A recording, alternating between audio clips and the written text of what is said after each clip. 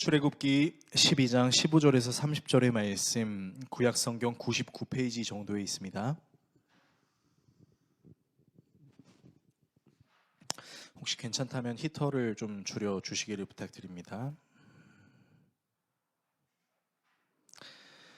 다 찾으신 줄로 알고 한 절씩 교독하시고 마지막 절은 같이 읽도록 하겠습니다.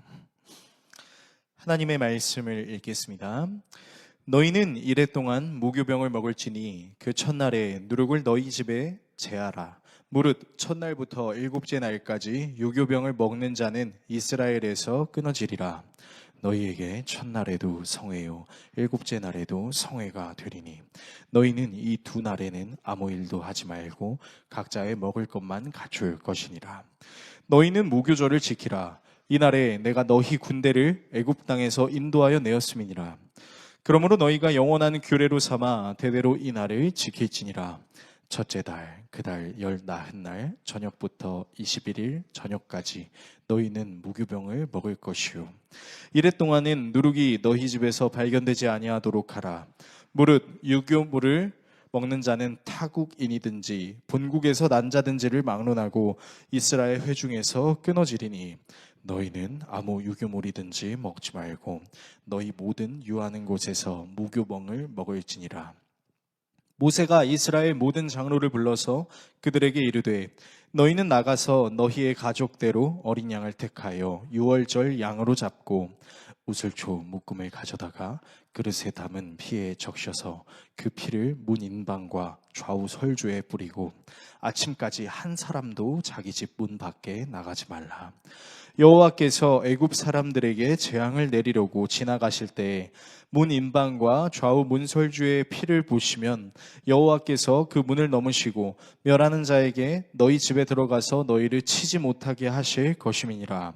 너희는 이 일을 규례로 삼아 너희와 너희 자손이 영원히 지킬 것이니 너희는 여호와께서 허락하신 대로 너희에게 주시는 땅에 이를 때에 이 예식을 지킬 것이라.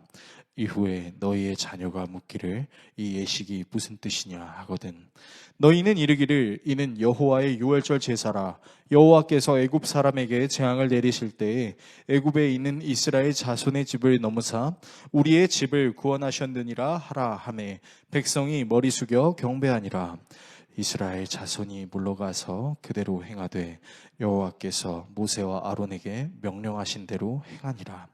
밤중에 여호와께서 애굽 땅에서 모든 처음 난 것 곧 왕위에 앉은 바로의 장자로부터 옥에 갇힌 사람의 장자까지와 가축의 처음 난 것을 다 치심에. 같이 읽습니다. 그 밤에 바로와 그 모든 신하와 모든 애굽 사람이 일어나고 애굽에 큰 부르짖음이 있었으니 이는 그 나라에 죽임을 당하지 아니한 집이 하나도 없었음이었더라. 아멘. 오늘 여러분과 함께 출애굽기 강의 20번째 시간 기념하게 하시는 은혜라는 주제로 하나님의 말씀 나누도록 하겠습니다. 괜찮다면 히터를 좀 줄여주시면 감사하겠습니다.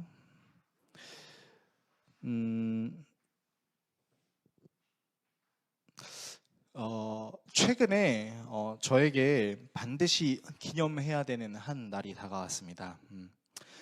1월 7일은 저와 제 아내가 결혼한 결혼 기념일이기 때문입니다. 결혼 기념일이 되면은 아내도 기대하고 저도 기대합니다. 무엇을 기대하냐면 바로 서로가 무엇의 선물을 받게 될지에 대한 기대를 하는 것입니다. 이제 아내와 결혼한 그 1월 7일이 되면은 이제 예전에 아내와 연애했던 기억도 새록새록 돋아나고 또 아내와 결혼해서 삶을 같이 살았던 그 시간들도 새록새록 돋아납니다.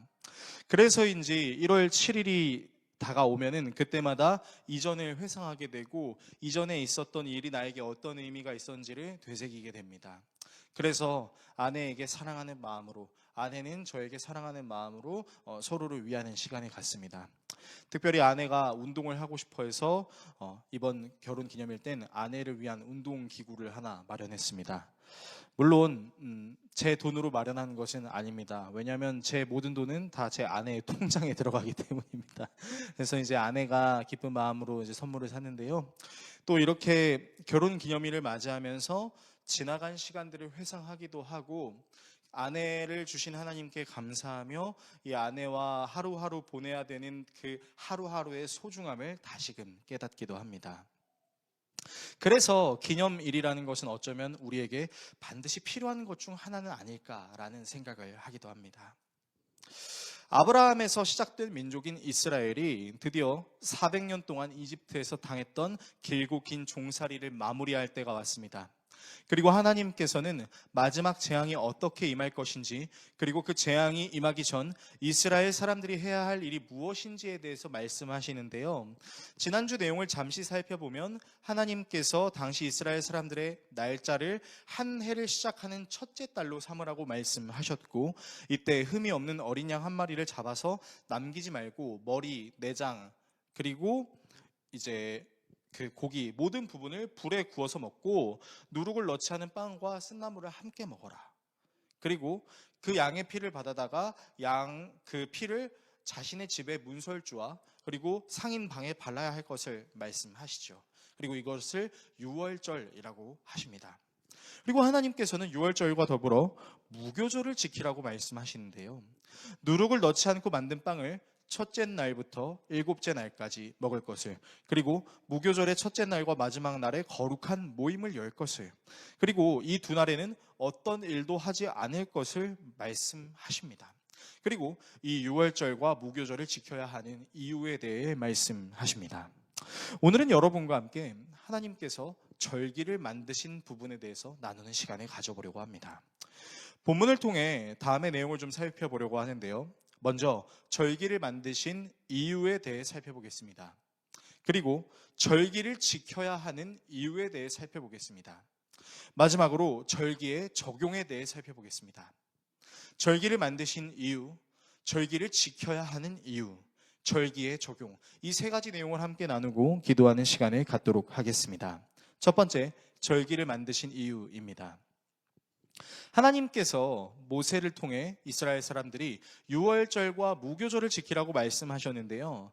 이 절기에 대한 내용을 묘사하자면 다음과 같습니다. 먼저 유월절의 경우는요, 그 첫째 달의 10일에 흠이 없는 양을 준비해서, 어린 양을 준비해서 14일에 그것을 잡아다가 피는 받아두고 고기는 밤에 불에 구워 먹고 함께 먹는 음식은 쓴나물과 누룩이 없는 무교병입니다. 고기는 다른 조리 방법이 없이 무조건 불에 구워서 먹어야 합니다. 삶아서 먹거나 날것으로 먹어도 안 되는 것이죠. 그리고 굽는 부위도 따로 구분하는 것이 아니라 머리와 내장과 모든 것, 할 것 없이 그냥 전체를 구워 먹는 것입니다.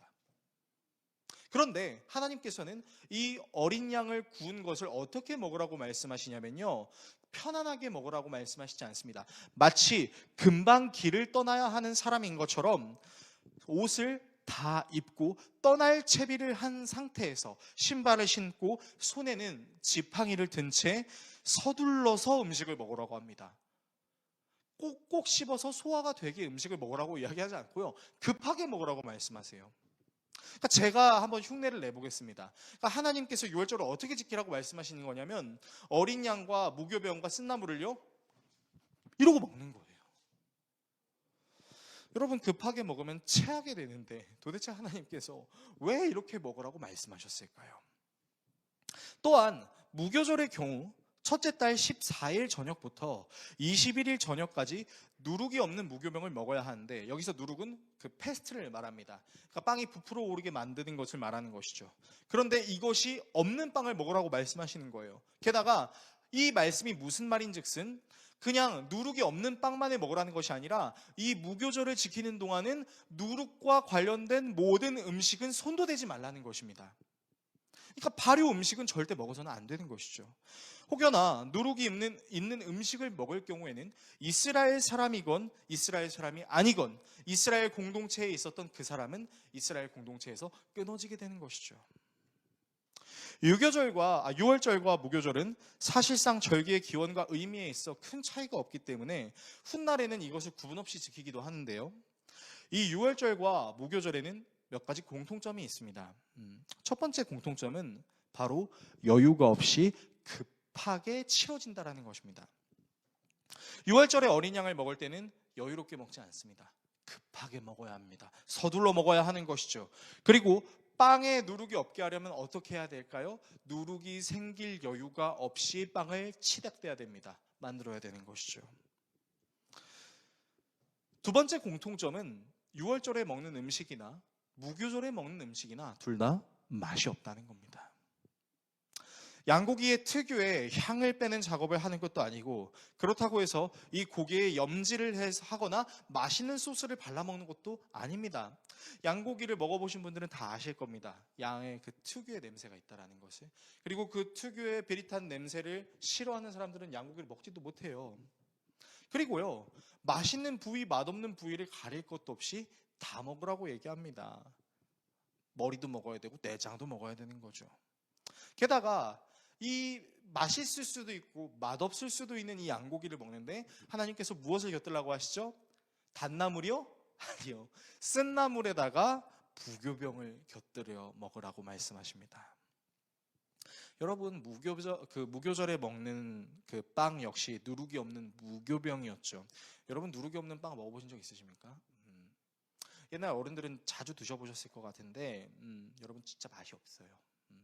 요즘에는 또 이렇게 간도 안 하고 누룩이 없다고 하는 것을 건강식이라고 해서 판매하는 경우도 있는데 여러분, 몸에 좋은 거는 언제나 맛이 없습니다. 그러니까 여러분, 이 유월절이나 무교절의 음식이 다 맛이 없어요. 세 번째 공통점은요, 유월절을 지키지 않으면 심판의 사자를 만나게 되는 것처럼 또 무교절을 지키지 않으면 이스라엘 공동체로부터 끊어집니다. 그러니까 유월절을 지키지 않으면, 무교절을 지키지 않으면 둘 다 페널티가 있어요. 이 페널티들은요, 감당할 수 있는 페널티가 아니었습니다. 그러니까 이 절기들은 지켜도 되고 안 지켜도 되는 자유가 있는 것이 아니라 반드시 지켜야 되는 절기였다는 것이죠.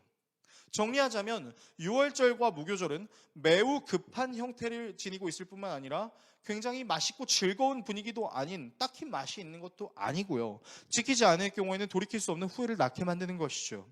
그렇다면 왜 하나님께서는 이스라엘 사람들이 지켜야 할 절기를 멋도 없고 맛도 없고 아무것도 없는 것 같은 느낌으로 만드신 것일까요? 그 이유는 생각보다 간단합니다. 여러분, 하나님께서 유월절과 무교절이라는 절기를 이스라엘 사람들에게 단순히 그때 그런 날이 있었다는 것을 그냥 생각하고 있어 라는 인지의 수준으로 말씀하시는 것이 아니라 직접 그 상황을 몸으로 재현하게 하심으로, 당시 하나님께서 이스라엘 사람들을 애굽으로부터 탈출시키는 그 상황이 얼마나 분주하고 긴박했는지를 느껴보라는 것이죠. 하나님께서 이스라엘 사람들을 구원하시기 위한 그 상황이 얼마나 급박했었는지를 몸소 몸으로 인지하라는 하나님의 계획이었던 것이죠. 여러분, 실제로 우리가 성경을 읽다 보면 이 이스라엘 백성들이 애굽을 탈출하는 그 순간들이 얼마나 긴박했었는지 앞으로 이제 우리가 다루게 될 것입니다. 실제로 정말로 촌각을 다투는 상황들도 있었죠. 여러분, 사람들은요, 실제로 자신이 직접 경험해보지 못한 것에 대해 어느 정도 지식이 있으면 얼추 알고 있다라는 착각을 가지고 있는 경우가 있을 수 있습니다. 예를 들어서 한번 설명해 보겠습니다. 우리나라 사람들이 이제 축구를 참 좋아합니다. 하는 것도 좋아하지만 못하더라도 보는 건 참 좋아해요. 그래서 우리나라가 월드컵 시즌이 되면, 또는 우리나라의 아시안컵이라든지 중요한 올림픽 같은 것이 있으면 사람들이 축구를 봅니다. 그래서 우리나라가 골을 넣으면 이제 그 주변 단지에서 우와 하는 비명소리가 들리는 것처럼 우리나라 사람들은 축구에 진심이에요. 그런데 얼마나 진심이냐면, 이제 경기를 보면서 골을 못 넣잖아요. 그러면 우리나라 사람들이 꼭 하는 말이 있습니다. 아우, 저걸 못 넣어? 아우, 저렇게밖에 못해라고 얘기를 하는 거죠. 근데 제가 아주 극도로 짜증을 내는 한 사람을 본 적이 있었어요.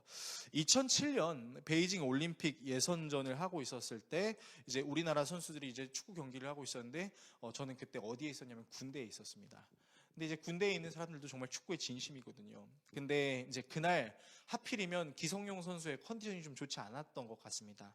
그래서 이제 중원을 장악해야 되는 기성용 선수가 이제 볼 배급을 잘해주고 찔러줘야 될 때 잘 찔러줘야 되는데 자꾸 백패스만 하는 거예요. 그리고 이제 롱패스도 못하고 찔러줘야 되는 것도 못하니까 이제 주변에 있는 고참들이 왜 이렇게 못해? 왜 이렇게 못해라고 하는데, 고참들만 왜 이렇게 못해라고 한 게 아니라 이제 그 경기를 시청했던 모든 국민들이 엄청나게 기성용 선수를 욕을 한 거예요. 그래서 이제 기성용 선수가 이제 경기가 끝나고 나서 이제 기사를 봤는데 온갖 자기 욕설로 도배되어 있는, 심지어 그때 당시 기성용 선수가 이제 운영하고 있던 SNS 이제 미니 홈피라는 게 있었는데, 그 미니 홈피 방명록에 이제 사람들이 다 들어가서 막 이제 악플을 단 겁니다.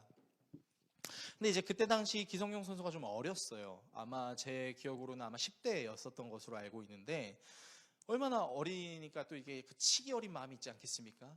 또 그 분이 있지 않았겠어요? 그래서 이 기성용 선수가 한 가지 실수를 합니다. 어떤 실수를 하냐면은 이제 게시글을 하나 다는데 이렇게 글을 달아요. 답답하면 니들이 뛰던가 라는 이제 게시글을 달았습니다. 그리고 그 게시글은 엄청난 답글로 폭발할 지경에 이르렀어요. 사람들이 막 엄청난 욕을 해대는 거예요. 근데 그 싸이월드 미니홈피의 그 댓글에 욕을 단 사람들 중에는 제 고참들도 있었습니다. 고참들이 이제 싸지방이라는 곳에서 컴퓨터를 하면서 막 기성용 선수를 욕하면서 야, 내가 너였으면 그거보다 훨씬 잘했어 막 이렇게 얘기를 하는 거예요. 근데 이제 그 모습을 보고 있던 최고참 이제 선임이 이제 욕을 하고 있는 그 후임들한테 이렇게 얘기하는 거예요. 야, 나가서 축구하자. 야, 너 답답하지? 기성용보다 네가 더 잘 뛰지 자신 있지? 해보자고 축구를 한 거예요. 그래서 이제 저희 중대와 다른 중대에 이제 축구 시합이 있었는데 이제 저희 중대가 졌습니다. 근데 이제 축구 경기를 하는데 이제 최고참이 그러는 거예요. 야, 똑바로 뛰어. 야, 기성용보다 잘 뛸 수 있다며. 똑바로 뛰라고 하는데, 이제 여러분 어떻게 일반 사람이 기성용보다 잘 뛸 수가 있겠어요? 여러분, 기성용 선수가 못하더라도 기성용 선수는 국가대표입니다. 우리나라의 몇 안 되는 최고의 미드필더 중 한 명이죠. 여러분, 프로가 거기서 못하는 것처럼 보여도 우리가 거기 가서 하면 우리가 잘할 수 있을까요? 아니에요. 그래서 그 다음에 이제 축구 경기 지고 나서 최고참 선임이 이제 후임들한테 얘기한 거죠. 한 번 더 니네들이 기성용 욕하면 나한테 죽을 줄 알아? 라고 얘기를 하더라고요. 왜냐? 그 최고참이 기성용 선수 팬이었거든요. 여러분, 사람들은요, 자기가 해보지 않았음에도 불구하고 조금 알고 있으면 마치 자기가 할 수 있을 것 같다라는 착각을 불러일으킵니다. 하나님은 사람의 이런 연약함을 당연히 알고 계셨던 것이죠. 그래서 하나님께서는 절기를 만드실 때 물론 사람들을 편하게 할 수 있는 절기를 만드실 수 있는 능력도 갖고 계셨지만 하나님은 그렇게 하지 않으셨습니다. 왜요?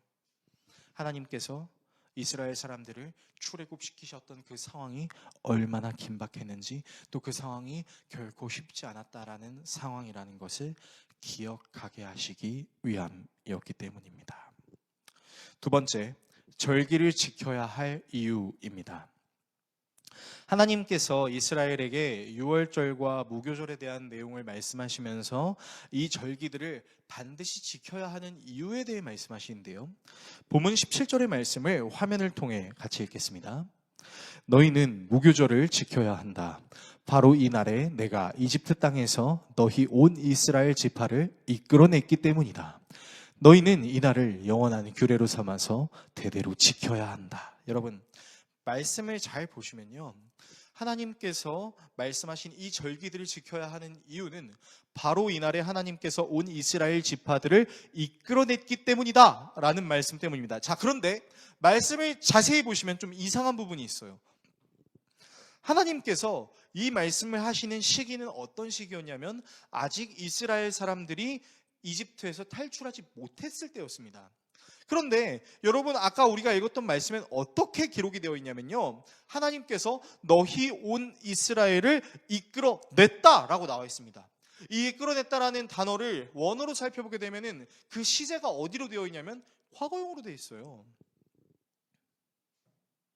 아직 하나님께서 이끌어내시지 않았음에도 불구하고 이스라엘 사람들에게 이끌어냈다라고 말씀하실 수 있는 그 하나님의 이유와 의도가 무엇일까요?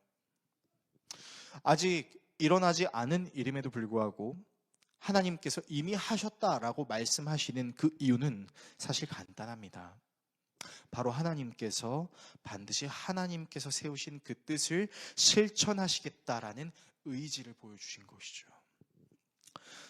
여러분, 사실 사람들도요, 아직 일어나지 않은 일이지만 그 일이 반드시 일어난다라고 생각하면은 자신 있게 얘기해요. 예를 들면 이런 거죠. 중학생 친구들이 이제 부모님하고 친구들한테 얘기해요. 어떻게 얘기하냐? 난 언젠가 반드시 고등학교에 가게 될 거야. 여러분, 너무 웃기지 않습니까? 근데 당연한 거잖아요. 그러니까 이런 식으로 이제 사람들이 미래에 일어날 일에 대해서 당연히 그 일이 일어날 것처럼 이야기하기도 합니다. 여러분, 하나님께서는요, 자신이 하실 일에 대해서 사람들에게 이미 했다라고 말씀하시는 그 이유는 하나님께서 반드시 그 일을 행하실 것이라는 의지가 담겨 있고, 하나님은 그 의지를 실천하실 수 있는 능력이 있으신 분이라는 것을 드러낸다라는 것이죠. 즉, 하나님께서 절기를 지켜야 할 이스라엘 사람들에게 무엇을 요구하고 계신 건가요? 아직 그 일이 일어나지 않았음에도 불구하고 내가 그 일을 했다라고 말씀하시는 그 이유는 하나님께서 말씀하신 모든 것을 하나님이 말씀대로 이루신다라는 것을 믿으라는 겁니다. 그리고 모세는 이 하나님의 말씀에 토를 달지 않습니다. 여러분, 우리가 출애굽기를 계속해서 묵상하면 초창기에 하나님의 부름을 받았던 모세는 계속해서 토를 달아요. 그렇지 않습니까? 하나님께서 부르실 때 뭐라고 해요? 계속 변명해요. 질문해요. 자기가 이해하지 못하면 왜 그렇게 행하셨냐고 해요. 그런데 이제 모세는 그 어떤 토도 달지 않습니다. 바로 그 하나님의 말씀을 이스라엘의 장로들에게 이야기하죠. 그리고 하나님께서 하신 말씀을 하나도 남김없이 그들에게 전합니다. 반드시 하라고 지시하죠. 농구를 모르는 사람들도 알고 있는 위대한 농구 선수가 있습니다. 바로 올타임 레전드 선수로 꼽히는 마이클 조던이죠. 그는 데뷔한 첫 시즌부터 신인왕을 수상하고 그의 현역 기간 6번의 NBA 챔피언십 우승을 이루어냈었고 6번의 우승 동안 모두 MVP를 수상했었던 위대한 인물입니다. 특별히 그가 파이널을 우승했었던 경력은요, 1991년부터 1993년 그리고 1996년부터 1998년입니다. 무려 트리플 시즌을 2번이나 보낸 것이죠.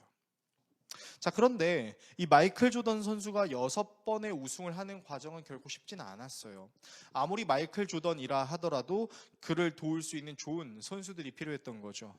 특히 마이클 조던이 있었던 팀은 그 시카고 불스는 이제 성공되지 않은 그 슛을 가로챌 수 있는 리바운드를 할 수 있는 선수가 너무 필요했었습니다. 그래서 당시 시카고 불스의 감독이었던 필 잭슨 감독은 고심한 끝에 어떤 선수를 영입하냐면 데니스 로드맨이라는 선수를 영입합니다. 자, 근데 이 선수를 영입할 때 많은 선수들의 반대가 있었어요. 왜냐? 일단 이 선수는 농구를 전문적으로 배운 선수가 아니었습니다. 그리고 이 선수는 굉장히 불량한 선수였어요. 그런데 이 선수에게 있었던 것이 있었으니 바로 신체적인 그 피지컬 능력과 또 투지와 열정, 무엇보다 공을 향한 남다른 집착이었습니다. 그래서 필 잭슨 감독이 이 데니스 로드맨을 영입하면서 이 로드맨에게 말하는 것이 하나였어요. 뭐냐면은 너는 리바운드만 해라라는 것이었습니다. 그리고 이제 중요한 시합들이 있을 때 데니스 로드맨을 마크하는 상대편 선수들이 항상 이제 트래시 토크를 하는 거죠. 야, 넌 농구 못하잖아. 야, 너 농구의 농짜나 알아? 막 이렇게 트래시 토크를 하는 겁니다. 자, 근데 그렇게 자기를 조롱하는 그 상대편 선수들을 향해서 데니스 로드맨은 이렇게 이야기합니다. 나는 리바운드만 하면 돼. 나에겐 조던이 있으니까. 난 나에게 맡겨진 리바운드만 하면 돼. 나머진 조던이 알아서 할 거야. 그리고 여러분, 데니스 로드맨은요, 믿음의 리바운드를 합니다. 그러니까 우리가 알고 있는 그 신앙적인 리바운드를 했다는 게 아니라 자기가 리바운드를 해서 조던을 주면 우리 팀은 무조건 이긴다라는 거죠. 그래서 로드맨은 무조건 리바운드만 합니다. 그리고 그 리바운드 된 공이 온전히 조던에게 주어지고 조던은 그 공을 슛으로 메이킹을 해버리는 것이죠. 그렇게 시카고 불스 왕조에 조던이 6번 우승을 할 수 있도록 도왔던 최고의 인물 중 하나는 바로 데니스 로드맨이었던 것이죠. 여러분, 하나님께서 이스라엘 사람들에게 절기를 지키라고 하신 이유는 다른 것이 없어요. 그냥 모든 것을 다스리실 수 있는 하나님 한 분을 그냥 믿으라는 거였습니다. 너희들이 이 절기를 지키면 이런 과정을 거쳐야 되고 저런 과정을 거쳐야 되고 이런 성과를 얻게 될 거야. 그런 식으로 부연 설명하시지 않으셨어요. 그냥 딱 한마디만 하는 거예요. 그냥 나를 믿어라고 얘기하는 거예요. 마치 데니스 로드맨과 같이 할 줄 아는 것이 없는 우리에게 하나님께서는 조던과 같이 말씀하시는 거죠. 뭐라고요? 그냥 믿으라고요. 자기 자신을 믿으라는 거예요. 이미 난 했어. 믿어. 이렇게 말씀하시는 겁니다. 그러니까 결국에는요, 다른 어떤 생각을 할 것이 아니라 그냥 하나님을 믿으라고 말씀하시는 겁니다. 여러분, 우리는 때때로 하나님의 말씀을 들어야 하는 이유를 알려달라고 기도할 때가 있습니다. 하나님 잘 모르겠어요. 하나님 좀 알려주세요. 물론 필요합니다. 그런데 이것이 너무 과중하게 되면 우리는 한 가지 실수를 할 수 있게 돼요. 어떤 실수죠? 나를 이해시키지 못한다면 난 믿을 수 없어 라고 말할 수 있는 실수를 벌이는 거죠. 여러분, 진정한 믿음은 이해되지 않더라도 따라갈 수 있는 믿음입니다. 이미 하나님께서 했다라는 것을 전적으로 신뢰할 수 있는 믿음입니다. 하나님께서 절기를 만드신 이유는 다른 것이 없었어요. 그냥 너희를 구원할 나를 믿으라. 이 한 가지였습니다. 세 번째, 절기의 적용입니다. 하나님께서는 하나님이 어떻게 이스라엘을 구원하시는지를 기억하게 하시기 위해 유월절과 무교절을 지키게 하시고 아직 일어나지도 않은 일에 대해 무조건 일어나니 믿으라 라는 차원으로 말씀하십니다. 그리고 이스라엘 사람들은 이후 하나님께서 행하시는 일을 모두 경험하고 유월절과 무교절을 지키기 위해 최선을 다하게 됩니다. 자, 그렇다면 우리 성도들에게 질문하고 싶은 것이 있어요.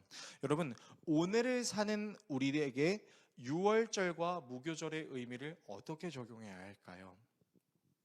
사실 우리는 더 이상 유월절과 무교절을 지킬 필요가 없습니다.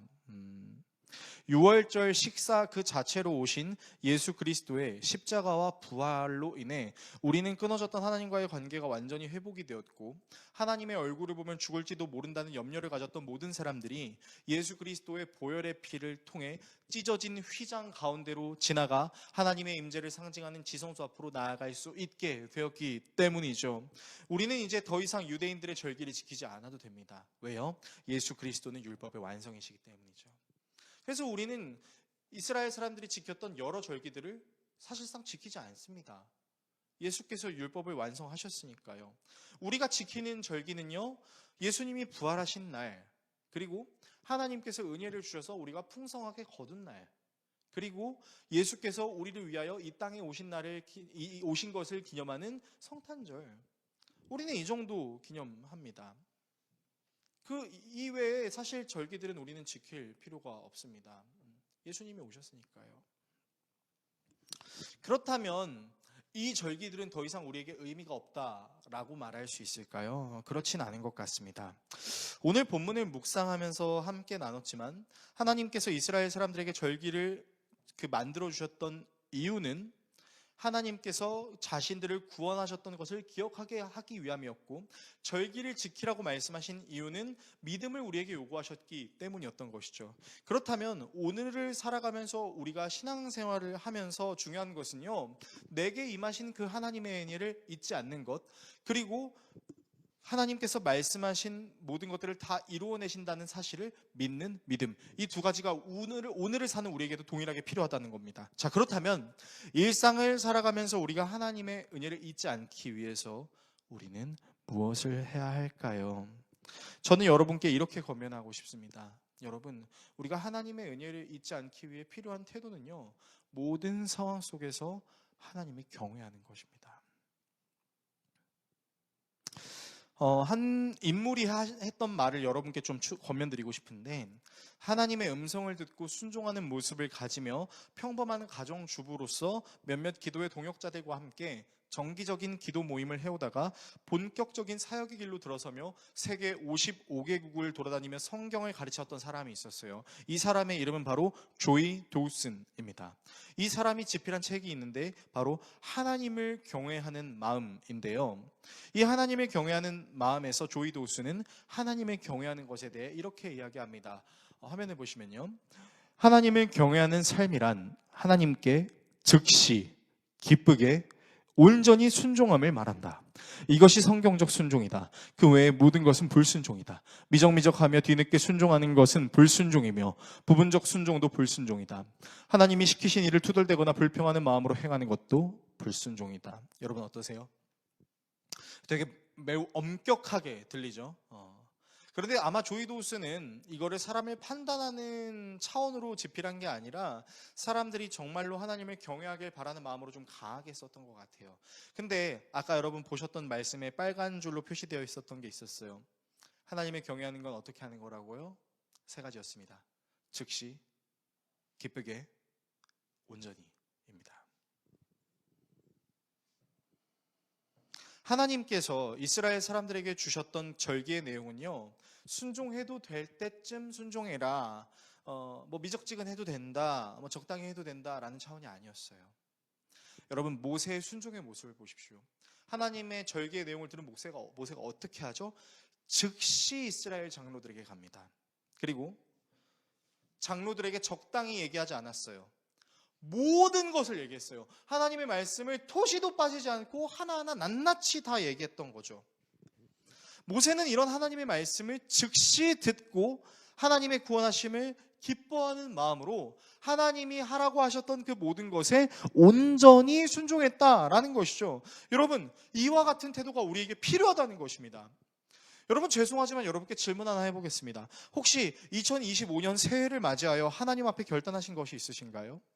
그리고 어쩌면 그 결단이 이제 겨우 보름이라는 시간밖에 지나지 않았음에도 불구하고 벌써 깨진 영역이 혹시 있진 않으신가요? 여러분, 저는 여러분을 정죄하려는 차원으로 이 얘기를 하는 게 아닙니다. 여러분, 내가 깨졌다고 생각하는 그 순간 우리는 어떻게 하면 됩니까? 즉시 기쁜 마음으로 온전히 다시 주님께 나아가면 됩니다. 이렇게 기도하십시오. 하나님께 즉시 기쁘게 온전히 나아갈 수 있는 내가 될 수 있게 해주십시오. 여러분, 우리가 이런 기도로 하나님께 나아가면요, 우리는 절대로 하나님의 은혜를 잊지 않게 될 것이고 매 순간 하나님이 우리와 함께 하신다는 것을 느낄 수 있을 것입니다. 더불어 어떻게 하면 우리가 하나님의 말씀을 잘 믿을 수 있을까요?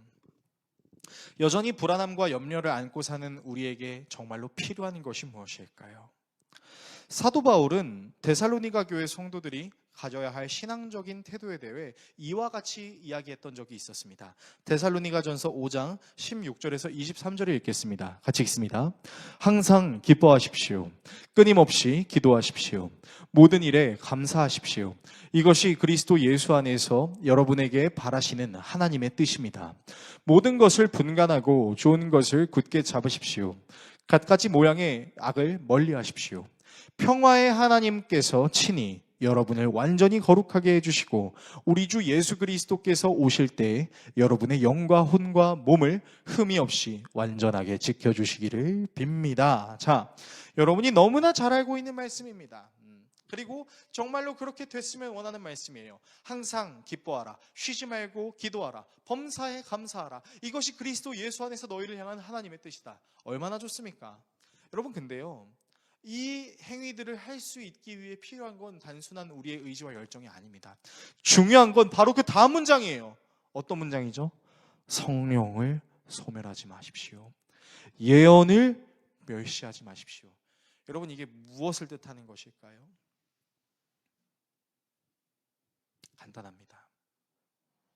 성령께서 내 안에 역사하시는 것을 싫어하거나 성령의 역사하심을 밀어내려고 하지 말라는 겁니다. 그리고 하나님의 말씀을 하찮은 것으로 여기지 말라는 겁니다.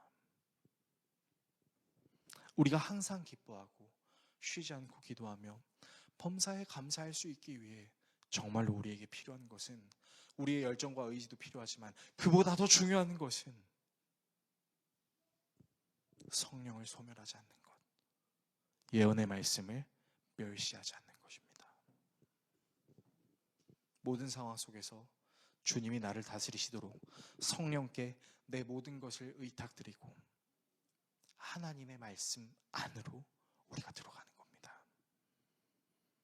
그리고 그 성령의 역사와 살아계신 하나님의 말씀이 예수님께서 다시 오실 그때 우리의 영과 혼과 몸을 완전하게 해 주시는 것입니다. 기억하십시오.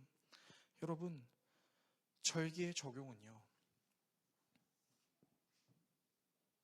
절기의 적용은 즉시 기쁘게 온전히 성령의 다스리심으로 하나님의 말씀 안에서 우리에게 주어져 있는 모든 상황과 환경 가운데 그 하나님의 은혜와 동행하는 것, 여러분, 이것이 절기를 기념하며 지키는 우리의 자세가 되어야 할 줄로 믿습니다. 설교를 정리하겠습니다. 사랑하는 성도 여러분, 하나님은 이스라엘에게 반드시 기념해야 하는 절기를 주셨어요. 그리고 그 절기를 통해 하나님의 역사하심을 잊지 말 것을, 그리고 하나님의 말씀을 반드시 믿을 것을 요청하셨습니다. 오늘을 사는 우리에게도 동일합니다. 우리는 유대인들이 지켰던 절기를 다시 지킬 필요는 없습니다. 모든 율법을 완성하신 예수 그리스도께서 이 땅에 오셨기 때문입니다. 그러나 우리는 유대인들이 절기를 지켰던 그 정신은 계승해야 할 것입니다. 매 순간 주님의 영이 우리와 함께 하시는 것을 민감하게 느끼며 주님께 우리의 생각과 마음과 행동을 의탁드려야 할 것입니다. 그리고 하나님의 말씀을 날마다 묵상해야 할 것입니다. 그러면 우리는 특별한 절기를 섬겨야만 하는 행위를 넘어서 매 순간 하나님이 내게 성실하게 새롭게 임재하시는 새로운 경험을 하게 될 것입니다. 그리고 이것이 가능할 수 있도록 오늘도 예수 그리스도께 한 걸음 더 가까이 나아가십시오. 성령은 예수께서 보내주신 보혜사입니다. 우리가 예수께로 가까이 가지 않는다면 우리는 성령님의 임재를 잘 느끼지 못할 것입니다. 우리가 예수께로 가까이 가지 않는다면 여전히 우리는 말씀보다 이 세상이 우리를 즐겁게 해주는 그것에 몰두하게 될 것입니다. 성령을 사모하십시오. 하나님의 말씀을 사모하십시오. 이것이 가능하게 될 때, 성령을 주인 삼을 때, 말씀 안에 거할 때 우리는 매 순간 절기와 같은 하나님의 임재의 은혜를 경험하게 될 것입니다. 이 사실을 기억하시는 저와 여러분 모두가 될 수 있기를 예수 그리스도의 이름으로 축원합니다. 기도하는 시간 갖겠습니다.